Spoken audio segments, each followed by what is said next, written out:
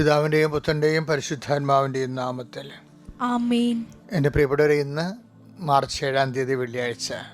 നമുക്ക് പ്രാർത്ഥിക്കാം. അമ്മേ പരിശുദ്ധമ്മേ, അമ്മേ പരിശുദ്ധമേ, ദൈവമാതാവേ, ദൈവമാതാവേ, കൃപാസനത്തിലൂടെ ഞങ്ങൾക്കും ഞങ്ങളുടെ ദേശത്തിനും അമ്മ മധ്യസ്ഥം തേടി തന്ന എല്ലാ അനുഗ്രഹങ്ങൾക്കും കൃപകൾക്കും ഞങ്ങളിപ്പോൾ ഹൃദയം നിറഞ്ഞ നന്ദി പറയുന്നു. അമ്മേ പരിശുദ്ധമ്മേ, ദൈവമാതാവേ, 2004 ഡിസംബർ 7-ാം തീയതി ഉച്ചകഴിഞ്ഞ് 2:30 സംഭവിച്ച അമ്മയുടെ പ്രത്യക്ഷീകരണത്തെക്കുറിച്ച് തിരുസഭയ്ക്ക് സമർപ്പിച്ചിരിക്കുന്ന പഠനരേഖകളുടെ